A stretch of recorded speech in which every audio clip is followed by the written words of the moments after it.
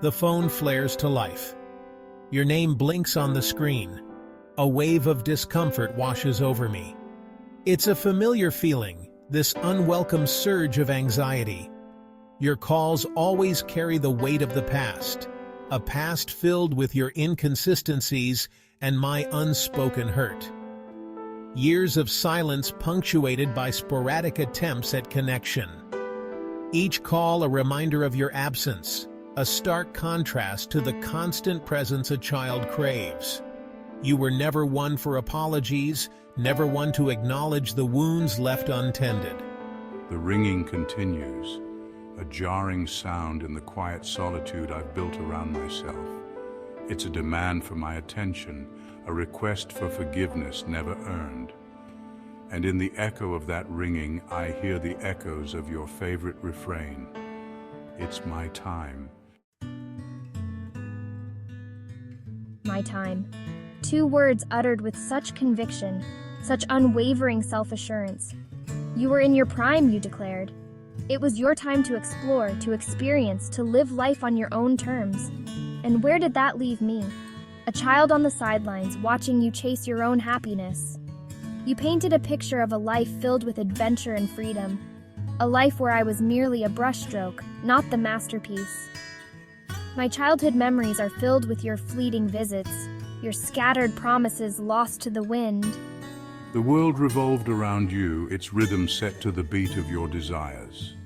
My needs, my longing for connection were mere whispers lost in the cacophony of my time, my time, my time.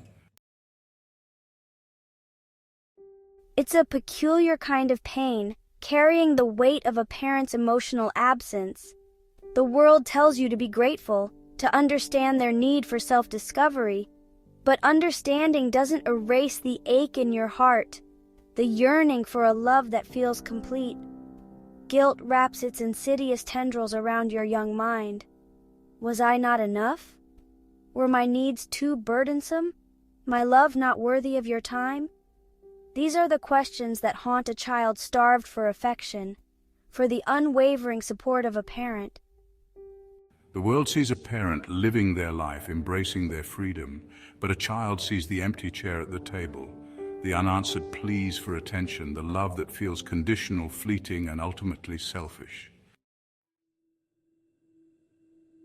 Section 4, Forging Independence, a path paved with longing. They say absence makes the heart grow fonder. But in the absence of a parent's consistent love, it's independence that takes root. A protective shell formed around a heart hungry for affection. You learn to navigate life's challenges on your own, patching up your own wounds, celebrating your triumphs with a quiet resilience. You become self-reliant, fiercely independent, carrying the weight of your unmet needs like a shield against further hurt. But beneath the surface of this hard-won independence lies a deep well of longing. The longing for a guiding hand during moments of uncertainty. The longing for a shoulder to cry on when life throws its inevitable curveballs. The longing for the unwavering love of a parent that was never quite there. Section 5, the 11th hour, a parent's plea. And now, as the years have passed, and you find yourself facing the twilight of your own life, you reach out.